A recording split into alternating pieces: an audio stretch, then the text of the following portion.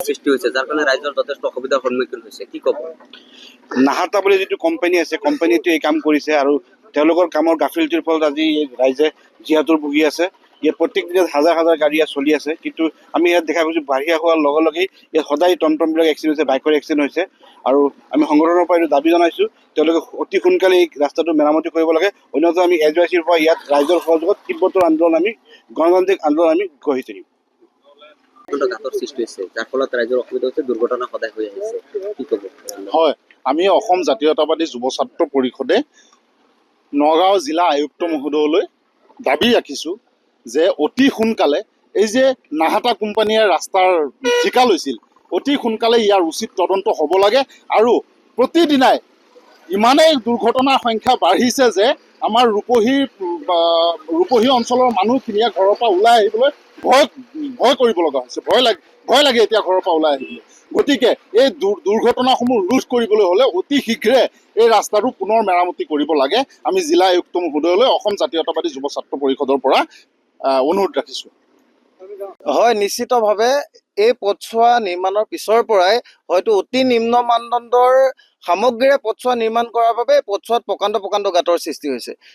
আৰু বাৰিষা কালত এই গাঁতসমূহত পানী ভৰ্তি হৈ থকাৰ ফলত বহু ধৰণৰ আমাৰ যান বাহনসমূহ দুৰ্ঘটনাৰ সন্মুখীন হোৱা আমি সদায় দেখি আহিছোঁ গতিকে এই ক্ষেত্ৰত আমি যিটো প্ৰতিষ্ঠানে এই পথছোৱাৰ নিৰ্মাণৰ ঠিকা লৈছিল সেই প্ৰতিষ্ঠানটো আমি শুনামতে